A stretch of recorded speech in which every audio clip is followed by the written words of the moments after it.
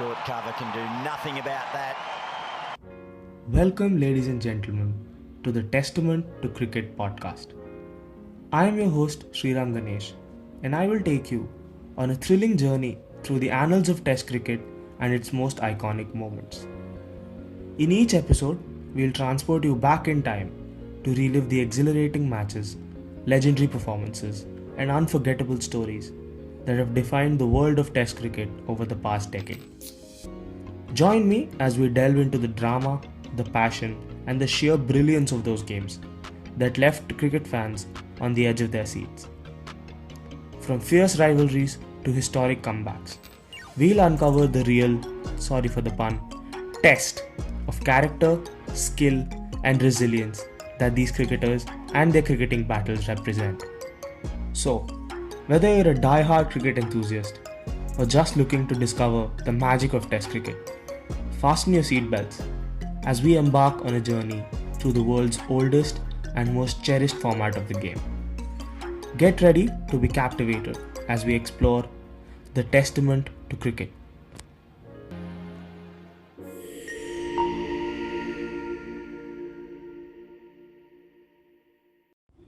Hello, all, and welcome to the pilot episode of this brand new podcast series.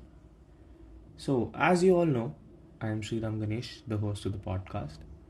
And Test cricket is really close to my heart. There's a reason why I started this podcast. I've been very enthused by Test cricket for a very long time. From a very young age, when I was, when I was introduced to cricket at a very young age, I always was amused by the fact that all 22 players on the pitch were wearing white, right? So I think that was quite a fascination. I used to ask a lot of questions to my parents when they introduced me to the game, and often the answers that I got were almost too exciting for me to not be, so enthralled by the sport. And around, give or take about 15-16 years later, and I'm still watching the game almost every single day, either live or highlights on YouTube. And I think my biggest sort of obsession alongside cricket is talking. So I think this is the perfect marriage for the two skills that I have in my life. We'll start this podcast series with a few iconic. I think the entire podcast series will be about iconic moments that change the game for that series or that game, or even for the history of the game. I think there's no better place to start with a certain gentleman from England called Benjamin Stokes. Oh, it's hit Ben Stokes hard. That's hit him hard. The front of his helmet has just demolished the back end of it. I don't remember a series where so many batsmen are getting hit. So, what you just heard was the entry of Ben Stokes in the 2019 Headingley Ashes Test match in this fourth innings. To give you some context, the Ashes, they are this historic Test series between England and Australia, one of the fiercest rivalries in international cricket. And in 2019, probably one of the best Ashes series we have ever seen in the history of the game. First innings of the third test, held at Leeds, which is the stadium in Headingley. Australia go into bat. They put on 179 runs and are knocked over by some great bowling by Jofra Archer, their fast bowler who picks up 6 wickets. And the man in question, Ben Stokes, did get 1 wicket in the first innings. So Australia bowled out for 179. Very underwhelming batting performance for sure. They have a point to prove when they're bowling. So in walk England, and I think it's fair to say that no one expected what happened next, as England were bowled out for just 67 runs. A match of this magnitude, tempers flaring everywhere. This is a crucial game. If you don't win, you're basically out of the series, and Australia get the Ashes. And England just absolutely capitulated. Just 67 on the board, not even triple figures, one of the lowest test scores in their history. And you're thinking to yourself, okay, what worse could happen, right? Like, this is the worst that could happen to England. Josh Hazelwood got 5 wickets. You've been absolutely decimated. So you go into bowl thinking, okay, we've got a chance. They're near about 80, 90 runs behind in the test match. We bowl them out for a similar run as we did in the first innings. We've got a chance of chasing it down. What happens? England's bowling fails to an extent as Australia go on to bat really well and put on 246 in the third innings. Now, if you're good at math, you've already figured out how much England need to score in the fourth innings. And if you're a avid cricket watcher, you know for a fact that fourth innings in test cricket is very hard. Like, I am a very, very avid cricket watcher, so this is why I know. But let me tell you this. I have not played a lot of cricket myself. I just love watching it. So I know for a fact that fourth innings in test cricket is really, really hard. So you're basically going into probably the fourth or the fifth day of the test match. The pitch is doing a bit. England conditions are always very tough when the days go by. The ball is seaming, the ball is swinging, it's going all over the place. It's very hard for batsmen at that particular stage. And you go in and you have to chase 362 runs. That's a lot of runs.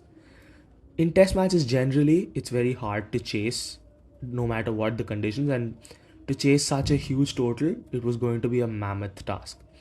And of course, we need to consider the fact that England were bowled out by this Australian lineup for just 67 in the first innings.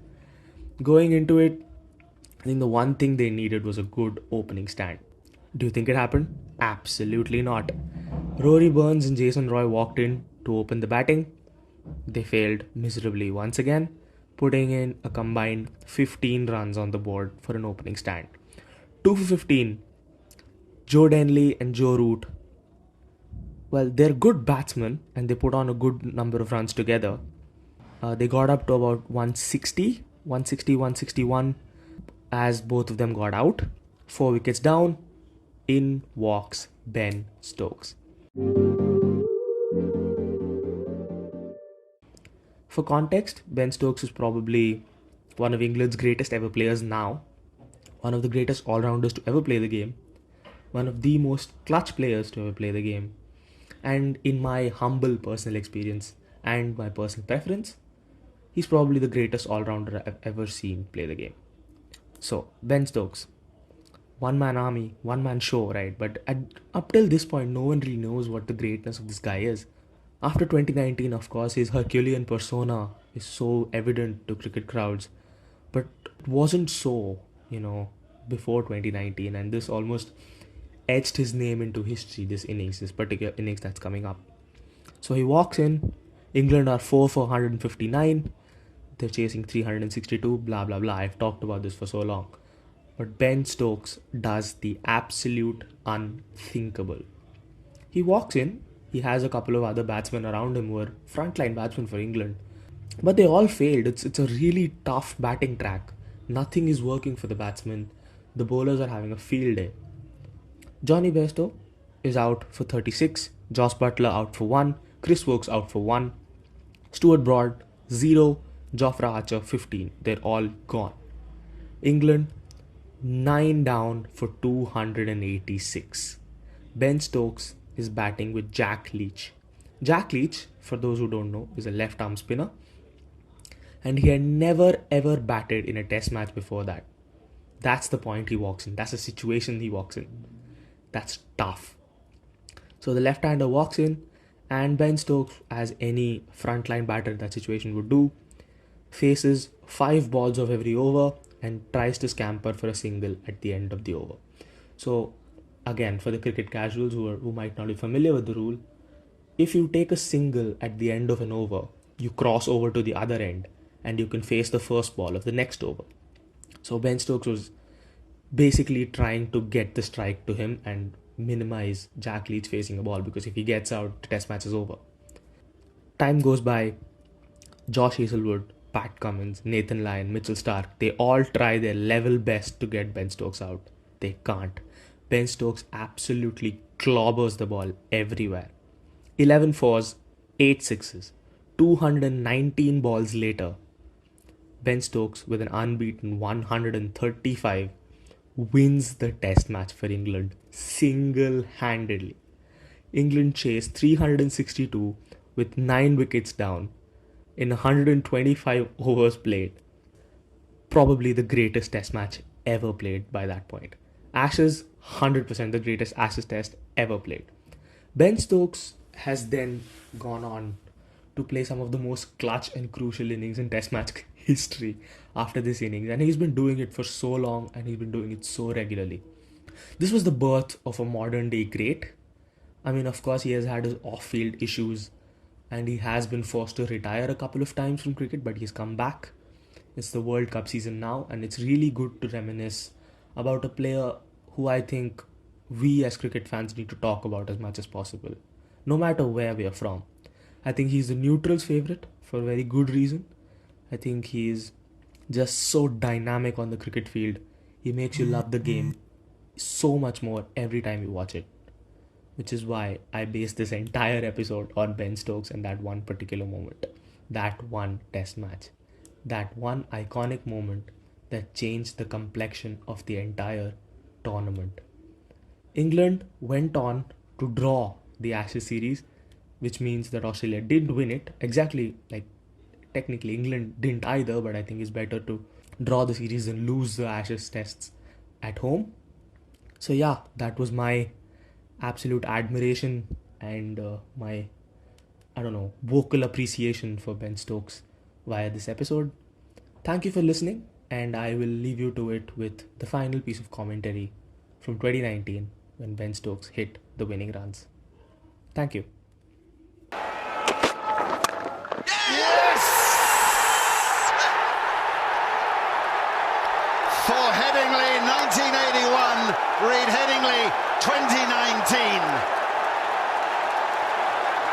One of, if not the greatest test match innings ever played, has just seen England to victory in the highest run chase in their history, having played the first test match way back in 1877. England triumph here against the odds.